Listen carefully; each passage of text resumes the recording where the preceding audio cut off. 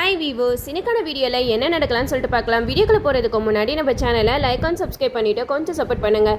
வாங்க இப்போ வீடியோக்குள்ளே போகலாம். எபிசோட் ரொம்பவே பரபரப்பாக போய்கிட்டு இருக்கு. நம்ம கார்த்திக் வந்து அந்த வெடிகுண்டு எங்கே இருக்கா அப்படின்னு சொல்லிட்டு தேடி தேடி பார்த்துட்டு அது எங்கேயுமே கிடைக்கல அப்படின்னோடனே கார்த்தி ஒரு முடிவு பண்ணுறாரு. என்னதான் இருந்தாலும் அது ராஜராஜன் போட்டிருக்க மாலையில் தான் இருக்குது. அதை நம்ம கௌசல்யாவும் கண்டுபிடிச்சிட்டாங்க. இப்போ எப்படி அந்த மாலையை நம்ம வாங்குறது அப்படிங்கிற மாதிரி யோசிச்சுட்டு இருக்கும்போது கார்த்திகிட்ட சொல்கிறாங்க, கார்த்தி எனக்கு என்னமோ உங்கள் மாமா போட்டிருக்க மாலையில் தான் அந்த பாம்பு இருக்குமோன்னு தோணுது. அதை எப்படி எடுக்கிறது அப்படின்னு யோசிச்சுட்டு இருக்கும்போது கார்த்தி சொல்கிறாங்க, ஒருவேளை அதில் இல்லைனா என்ன பண்ணுறது, அதுக்காக தான் நான் ஒரு முடிவு எடுத்திருக்கேன் அப்படின்னு சொல்லிட்டு சொல்கிறாங்க. அப்போ தான் நம்ம பாட்டி வராங்க.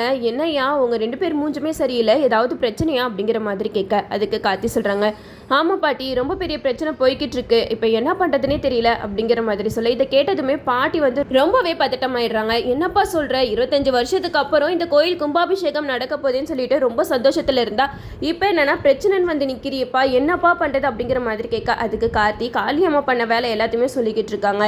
இந்த காளியம்மா வந்து இந்த கோயில் கும்பாபிஷேகம் நடக்கக்கூடாது அப்படின்றதுக்காக 2 வெடிப்பொருளை வச்சுருக்கா. அதில் ஒன்று நான் கண்டுபிடிச்சிட்டேன், இன்னொன்று என்னால் கண்டுபிடிக்க முடியல.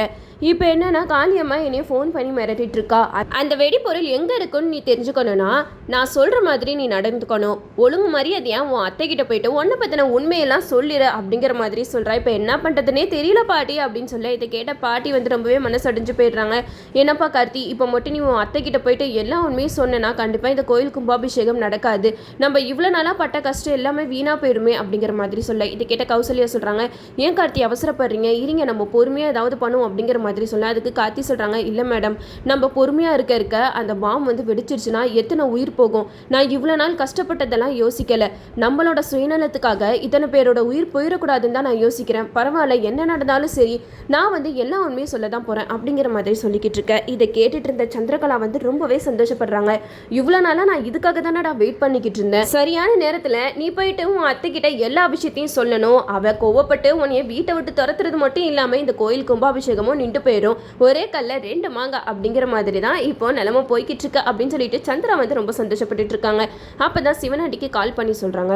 சிவனாடி வந்து கேட்குறாங்க, என்ன சந்திரா ரொம்ப சந்தோஷமா இருக்க போல அப்படின்னு சொல்லிட்டு கேட்க அதுக்கு சந்திரா சொல்றாங்க, ஆமாங்க, இத்தனை நாளா நான் எது நடக்கணும்னு காத்துட்டு இருந்தனோ அது இப்போ நடக்க போகுது. அந்த கார்த்தி போயிட்டு சாம்பிடிச்சிருக்கிட்ட எல்லா உண்மையும் சொல்ல போறான் அப்படின்னு சொல்ல இதை கேட்ட சிவனாடி ரொம்ப சந்தோஷப்படுறாங்க. பரவாயில்லையே, சித்தி போட்டு கொடுத்த பிளான் செம்மையா ஒர்க் அவுட் ஆயிட்டு இருக்கு.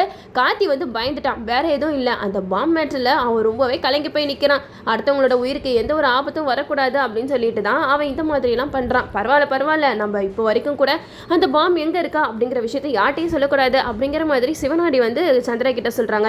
சந்திராவும் கார்த்தி சொல்ல போகிறத நினச்சி ரொம்பவே சந்தோஷத்தில் இருக்காங்க. இந்த சைடு நம்ம கார்த்தி வந்து பாட்டி கிட்ட சொல்லிட்டு இருக்காங்க, பாட்டி என்னை மன்னிச்சிருங்க பாட்டி, எனக்கு இதுக்கு மேலே வேற வழி தெரியல. இத்தனை பேரோட உயிர் முக்கியமா இல்லை நம்மளோட குடும்ப கௌரவம் முக்கியமா அப்படின்னு யோசிச்சு பார்க்கும்போது எனக்கு இத்தனை பேரோட உயிரை காப்பாற்றணும் தான் மனசில் ஓடிக்கிட்டே இருக்கா அப்படிங்கிற மாதிரி சொல்ல இதை கேட்ட கௌசல்யா வந்து ரொம்பவே ஃபீல் பண்ணுறாங்க. என்னது இது, கார்த்தி வந்து தன்னோட அடையாளத்தையே மறைச்சி இவ்வளோ நாளாக டிரைவர் மாதிரி இங்கே கஷ்டப்பட்டுட்டு இருந்தாரு, இதுக்காக தானே இவ்வளோ பாடுபட்டாரு, இப்போ போயிட்டு இவர் உண்மையை சொன்னால் கண்டிப்பாக இந்த கோயில் கும்பாபிஷேகம் நின்று போயிருமே அப்படிங்கிற மாதிரி கௌசல்யா வந்து மனசில் நினச்சி பாட்டி கிட்ட சொல்லிக்கிட்டு இருக்காங்க.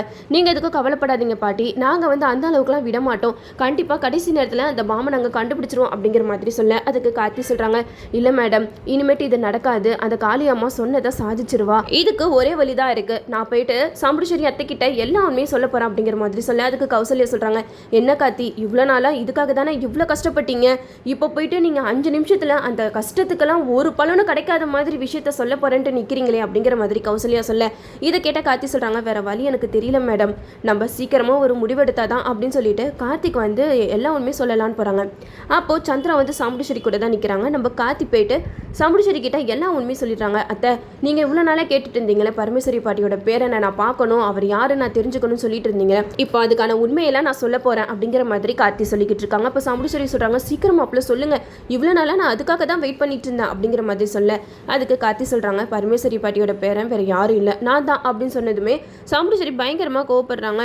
என்ன மாப்பிள்ள சொல்கிறீங்க அப்படிங்கிற மாதிரி கத்த அதுக்கு கார்த்தி சொல்கிறாங்க, ஆமா அத்தை, நான் 2 குடும்பத்தையும் ஒன்று சேர்க்கறதுக்காக தான் வந்தேன், கடைசி நேரத்தில் இந்த கோயில் கும்பாபிஷேகம் நடந்து முடிஞ்சதுக்கப்புறம் எல்லா உண்மையும் சொல்லிட்டு நான் இந்த வீட்டை விட்டு போயிடலாம் தான் இருந்தேன். ஆனால் அதுக்குள்ளே காளியம்மா வந்து என்னைய மிரட்டிட்டு இருக்கா. இந்த கோயிலில் பாம் வச்சிருக்கா, அந்த பாம் வெடிக்கக்கூடாதுன்னா நான் உங்ககிட்ட எல்லா உண்மையும் முன்னாடியே சொல்லிடணும் அப்படின்ட்டு அவள் ஆர்டர் போட்டுட்டா. அதனால தான் நான் இப்போ எல்லா உண்மையும் சொல்கிறேன். நீங்கள் எனக்கு எந்த தண்டனை கொடுத்தாலும் எனக்கு கவலை கிடையாது. ஏன்னா என் மேலே தப்பு இருக்குது. இவ்வளோ நாளாக உங்ககிட்ட பொய் சொல்லி தான் உங்கள் வீட்டில் தங்கிட்டு இருந்தேன்.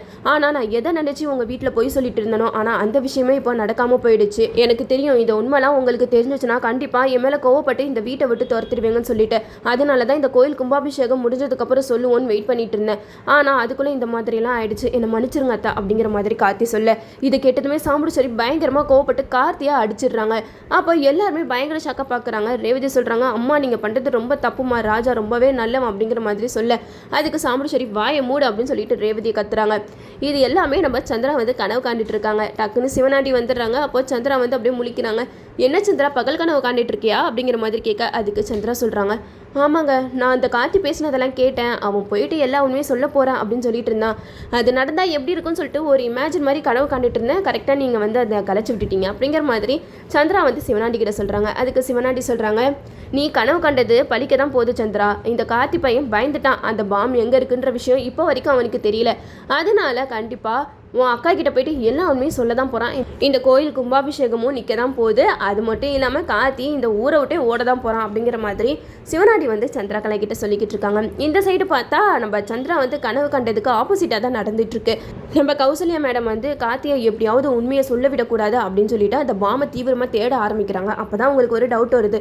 கண்டிப்பாக அந்த பாம் வந்து ராஜராஜன் போட்டிருக்க மாலையில் இருக்க தான் நிறைய வாய்ப்புகள் இருக்குது. அதனால நம்ம கார்த்திகிட்ட இந்த விஷயத்தை பற்றி சொல்லுவோம் அப்படின்னு சொல்லிட்டு கார்த்திகிட்ட போயிட்டு சொல்கிறாங்க. கார்த்தி, எனக்கு வந்து பாம் எங்கே இருக்குன்னு ஒரு சந்தேகம் இருக்குது. உங்கள் மாமா மாலை போட்டிருக்காருல, அந்த மாலையில் தான் அந்த பாம் இருக்குமோன்னு எனக்கு தோணுது. ஆனால் நான் அந்த சைடு மாலை எடுக்கலான்னு போனப்போ அங்கே இருக்கிற ஐயர்லாம் நீங்களாம் இங்கே வராதிங்கம்மா அப்படின்னு சொல்லிட்டு என்னையை துரத்தி விட்டுட்டாங்க. ஸோ இப்போ நான் உங்ககிட்ட சொல்கிறேன், நீங்கள் போயிட்டு எப்படியாவது அந்த மாலையை ரிமூவ் பண்ணிவிட்டு வேறு மாலையை போட்டு விட்டுருங்க. அந்த மாலையில் இருக்கிற பாமையும் நம்ம கண்டுபிடிச்சிடலாம் அப்படிங்கிற மாதிரி சொன்னேன். இதை கேட்ட கார்த்திக்கும், சரி மேடம் நீங்கள் சொல்கிற ஐடியாவும் நல்லா இருக்கு, நான் எப்படியாவது போயிட்டு மாலையை மாற்றிடுறேன் அப்படின்னு சொல்லிட்டு அங்கே போயிட்டு ராஜராஜன் கழுத்தில் இருக்கிற மாலையை எடுத்துகிட்டு வேறு மாலையை போட போகிறாங்க. அப்போ ஐயர் சொல்கிறாங்க, என்ன பண்ணிக்கிட்டு இருக்கீங்க, இப்படி மந்திரம் ஓதிட்டு இருக்கும்போது மாலையெல்லாம் கழட்டக்கூடாது அப்படிங்கிற மாதிரி சொல்ல அதுக்கு கார்த்தி சொல்கிறாங்க, இல்லை ஐயரே இந்த மாலை வந்து ரொம்பவே வெயிட்டாக இருக்குது. அதனால தான் நான் இவருக்கு ஏதுவாக ஒரு மாலை கொண்டு வந்திருக்கேன் அப்படின்னு சொல்லிட்டு வேறு மாலையை தூக்கி போட்டுடுறாங்க. நம்ம கார்த்தியும் அந்த மாலையை எடுத்துகிட்டு போயிட்டு மயில் கார்த்தி 2 பேருமே ஓடி போகிறாங்க. அப்போ கௌசல்யாவும் பின்னாடி போகிறாங்க. அப்போ அதில் பாம் இருக்கிறத கண்டுபிடிச்சிட்டாங்க. அந்த பாமை பார்த்ததுமே கார்த்திக்கு பெருமூச்சு வருது. அப்பாடா நல்ல வேலைப்பா, இவ்வளோ நேரமாக இந்த பாமை தான் நான் தேடிட்டு இருந்தேன். ஒரு வழியாக இந்த பாமும் கையில் கிடச்சிருச்சு. இப்போ என்ன மேடம் பண்ணுறது அப்படிங்கிற மாதிரி கேட்க அதுக்கு கார்த்திகிட்ட சொல்கிறாங்க, அதை எப்படியாவது ஸ்டாப் பண்ணுங்க அப்படின்னு சொல்லிட்டு அந்த பாம்பில் இருக்கிற டைமரையும் ஸ்டாப் பண்ணிடுறாங்க. ஒரு வழியாக கார்த்திக் வந்து அதை வந்து டிஸ்போஸ் பண்ணிடுறாங்க. அப்போ கார்த்திக் கௌசல்யா கிட்ட சொல்கிறாங்க, உங்களுக்கு தான் நான் ரொம்ப தேங்க்ஸ் சொல்கிறேன் மேடம். நீங்கள் மட்டும் இல்லைனா கண்டிப்பாக இந்த பாம்பை எங்களால் கண்டுபிடிச்சிருக்கவே முடியாது. நல்ல வேலையாக எல்லாரோட உயிரையும் காப்பாற்றிட்டோம் அப்படிங்கிற மாதிரி சொல்ல இது கிட்ட கௌசல்யா சொல்கிறாங்க, எதுக்கு கார்த்தி இதுக்கெல்லாம் போயிட்டு தேங்க்ஸ் சொல்கிறீங்க, இது என்னோட கடமை. அது மட்டும் இல்லாமல் நீங்கள் இவ்வளோ நாளாக இதுக்காக தானே கஷ்டப்பட்டீங்க. இந்த விஷயம் நல்லபடியாக நடந்து முடியணும். எப்படியோ இப்போ போயிட்டு உங்கள் அத்தை கிட்ட எந்த விஷயத்தையுமே சொல்லாதீங்க. இந்த கோயில் கும்பாபிஷேகம் நடந்து முடிஞ்சதுக்கு அப்புறமா பார்த்துக்கோங்க அப்படிங்கிற மாதிரி கௌசல்யா கார்த்திகிட்ட சொல்லிடுறாங்க.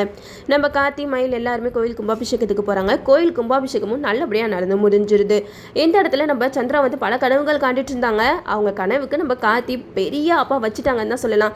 என்ன தீவன் என்னமோ உண்மையை சொல்ல போகிறான் அப்படி இப்படின்னு போயிட்டு இருந்தான். இப்போ என்னன்னா கோயில் கும்பாபிஷேகத்துக்கு ரெடியாக இருக்கான், ஒன்றுமே புரியலையே அப்படின்னு சொல்லிட்டு இங்கே நடக்கிற விஷயம் எல்லாத்தையுமே சிவனாண்டிக்கு ஃபோன் போட்டு சொல்கிறாங்க. இங்கே பெரிய பிரச்சனை போய்கிட்டு இருக்கா. அந்த கார்த்தி வந்து கோயில் கும்பாபிஷேகத்துக்கு ரெடியாக போய்கிட்டு இருக்கான். அவன் அப்படி போகிறத பார்த்தா அவன் ஒரு வேளை பாமை கண்டுபிடிச்சிட்டானா அப்படிங்கிற மாதிரி சந்திரா வந்து சிவனாண்டி கிட்ட சொல்ல சிவனாண்டி பயங்கர டென்ஷனாக அந்த கோயிலுக்கு வராங்க. இதோட இந்த எபிசோட் முடியுது.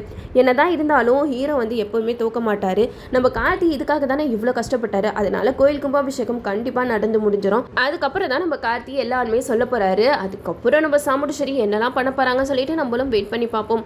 ஓகே வீவர்ஸ், இந்த வீடியோ உங்களுக்கு பிடிச்சிருந்தா லைக் பண்ணுங்க, மறக்காம நம்ம சேனலை சப்ஸ்கிரைப் பண்ணிடுங்க.